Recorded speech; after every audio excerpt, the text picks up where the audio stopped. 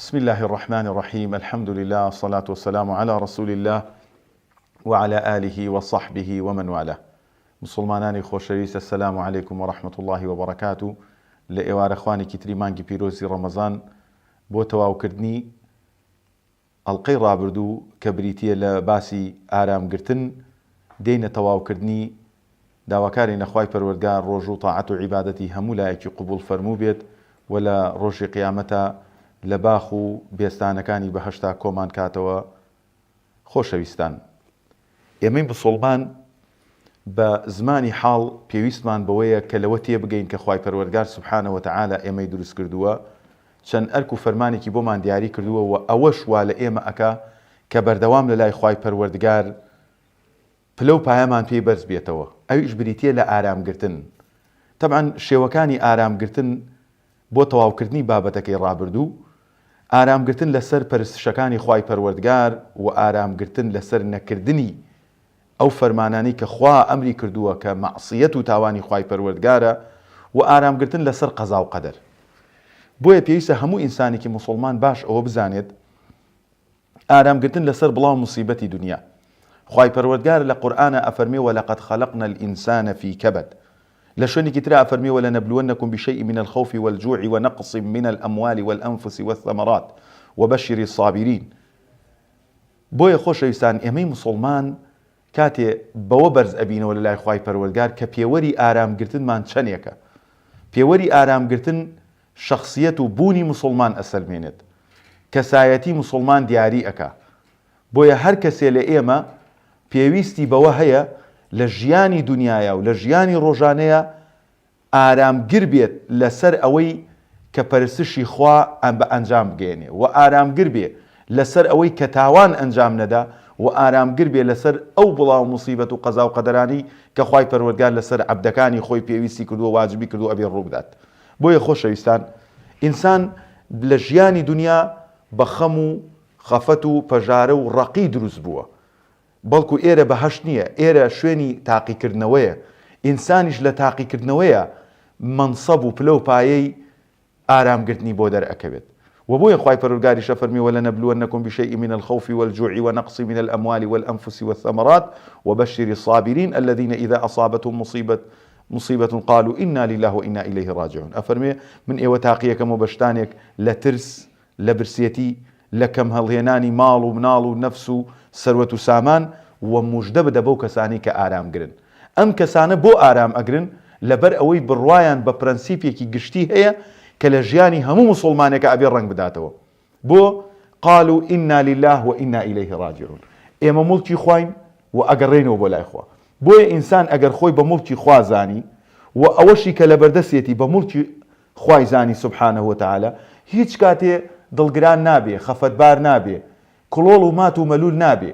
بەنمونە سەیارەی دەعمی کرد، ماڵی سوتا، مناڵی وەفاتی کرد، دایک و باوکی وەفاتی کرد، یەقینی بەوە هەیە قالوا إنا لله وإنا إليه راجعون. چکەم ئینسان ئەگەر بە ترس و خەفەت و کەمبوونەوەی بەروبووم و سەروەت و سامان و ماڵ و مناڵ تاقی نەکرێتەوە، تەتەڵە و جێژە ناکرێ بۆی لە ڕۆژی قیامەتە ئەجر و پاداشتەکانی وەرگێ. کەوابوو ئێمەی مسلمان پێویستە ئەوە بزانین هەتاوەکو زیاتر ئارام ئەگرین، زیاتر پلە و پۆستمان لای خوای پەروەردگار بەرز ئەبێتەوە. و خاڵێکی تر کە زۆر گرنگە ئینسانی مسلمان ئەبێ ئاگای لەوە بێت ئارام بگرێ لەسەر شەهوەت و مەلەزاتەکانی دنیا. ئەویش چییە خۆشەویستان؟ خوای پەروەردگار لە قورئانە فەرمێ یا ئەیها الذین آمنوا لا تلهکم ئەموالکم ولا ئەولادکم عن ذکر الله. ئەفەرمێ ئەی ئیمانداران، ماڵ و مناڵەکانتان بە هیلاکتان نەبن، یعنی ڕێگە ڕاستەکەتان لێ تێک نەدەن. یعنی بەواتایەکی تر ئەی ئیمانداران، لا تلهکم، یعنی خۆتان مەشغوڵ مەکەن بە شتانێکەوە کە ئەسڵی ئیشەکە نییە.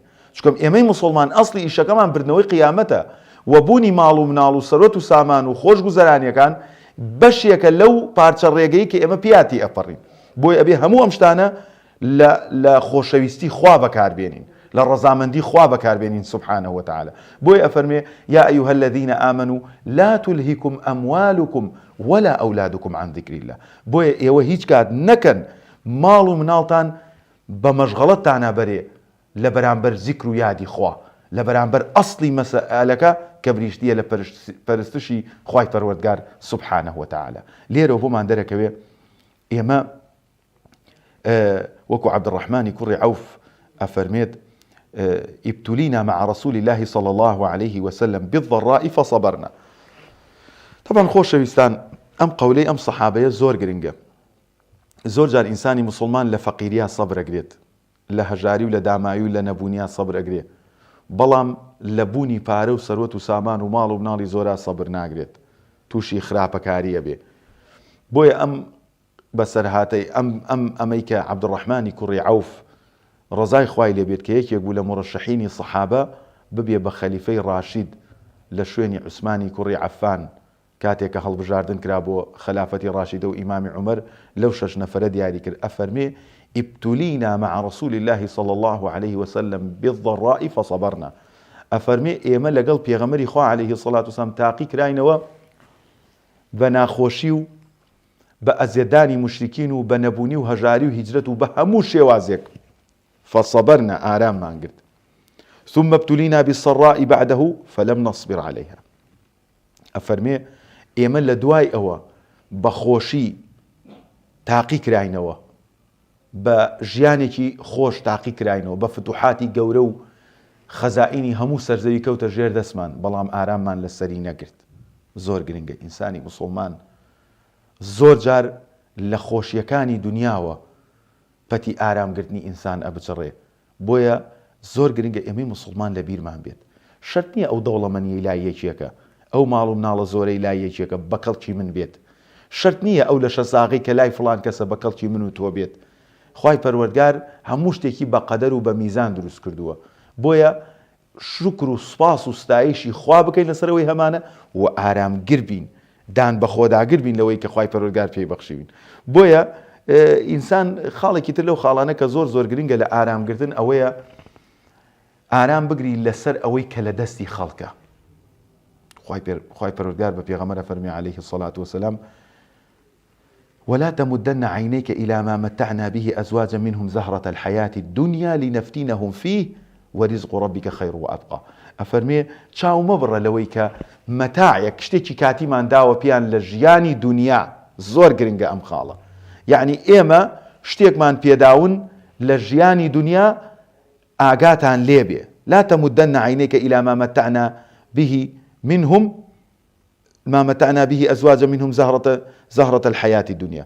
ئێمە شتێکمان بە ئەوان داوە مەتاعە، یعنی دنیا مەتاعە کاتیە، شوێنی مەمەڕە، شوێنی تێپەڕبوونە، شوێنی مەقەڕ و داری قەرار نییە وەکو بەهەشت ئینسانە تا هەتایە بمێنێتەوە.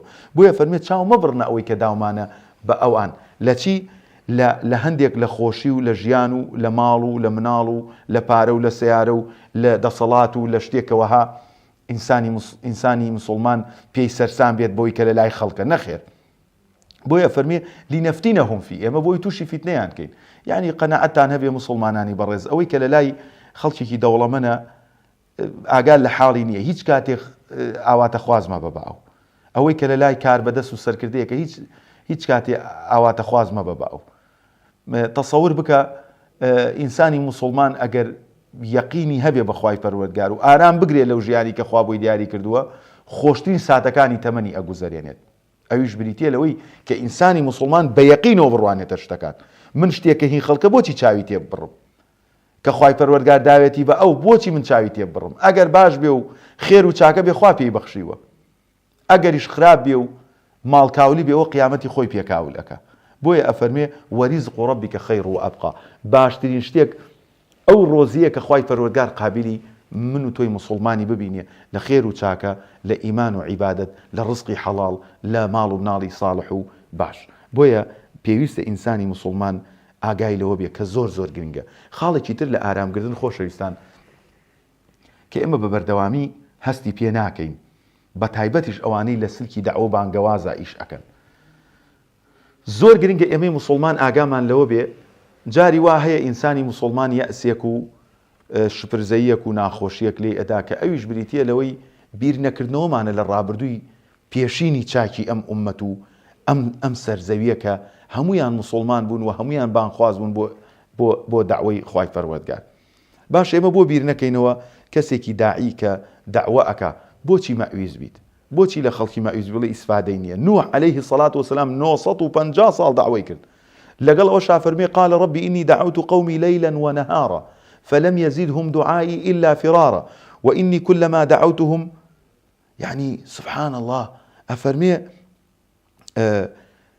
من دعوي قومكم كرد أي خواي پروردگار شو روش فلم يزدهم دعائي إلا فرارا هیچ شتێکیان زیاد نەکرد دەوەی کە من بانگەشەی ئەوانم بۆی ئەکرد ئیلا ڕاکردن و پشتهەڵکردن و من خەواندن نەبێ بەرامبەر حەق سبحان الله 950 ساڵ ئارامی کردووە بۆیە زۆر پێویستە لەسەر ئێمەی موسڵمان لەسەر بانخوازان لەسەر وانی کە بەخۆمان ڵین ئەهلی خێر بەخۆمان ڵین ئەهلی حەق بەخۆمان ڵین ئێمە ئەبێ خەڵکی بێتە سەر ڕێو بچێ بۆ بەهەشت ئەبێ ئارام لەسەر خەڵکی بگری بۆیە خوای پەروەردگاریش لە قورئانە باسی پێغەمبەرانمان بۆ ئەگێڕێتەوە ئەفەرمێ ولنصبرن على ما آذيتمونا وعلى الله فليتوكل المتوكلون ئێمە ئارام ئەگرینە سەر و ئەزیەتەی ئێوە ئەزیەتی ئێمە ئەدەن فبۆیە سلکی دعوە بانگەواز پێویستی بە پیاوی ڕاسخەیە پێویستی بە خەڵکی ئارامگر هەیە بۆیە لە ماڵت دەرئەکرێی لە ئیش و کارت فەسڵ ئەکرێی بەڵکو زۆر شت زۆر کاڵا هەیە بەبەری تو ناکە لە ئەنجامی چی لە ئەنجامی ئەوەی کە دەست پێوەداوە بۆیە لێرەشەوە خوای پەروەردگار فەرمێ ومن أحسن قولا ممن دعا إلى الله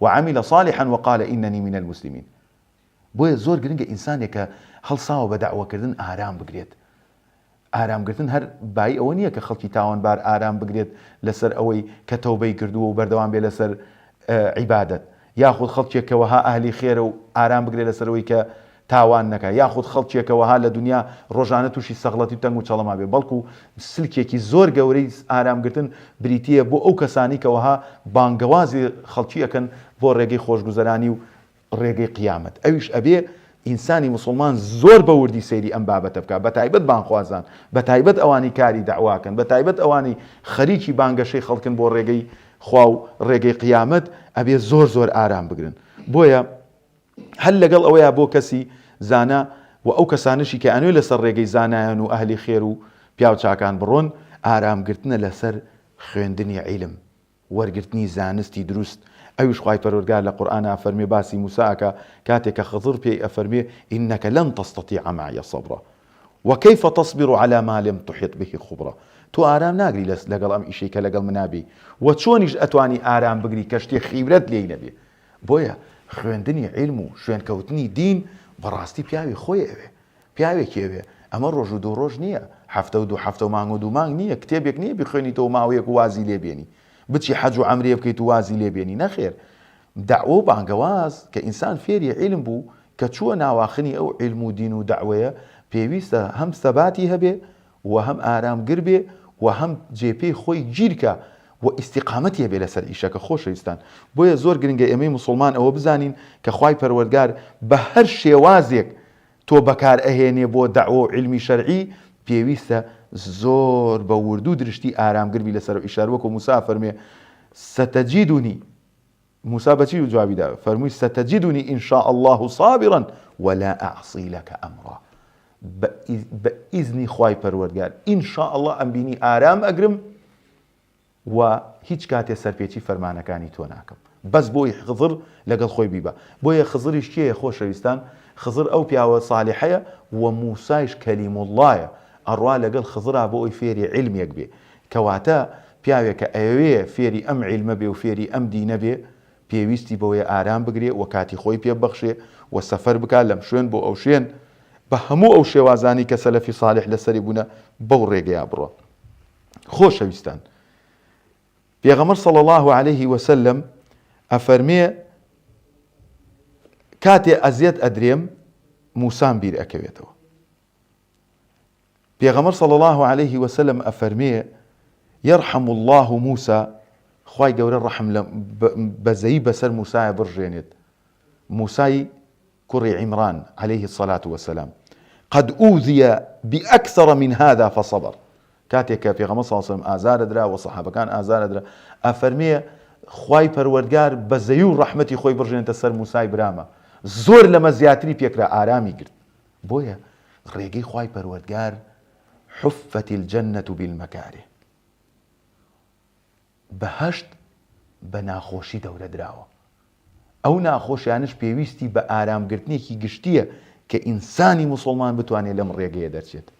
بۆیە داواکەم لە خوای پەروەردگار ئارامگرتن بکاتە مەشغەڵی ژیانمان، وامان لێ بکات بەزەیمان بە خۆمان نابێتەوە، لێرە ئارام بگرین لەوەی 2 ڕۆژی تر ئارام نەگرین لەسەر سزای خوای پەروەردگار.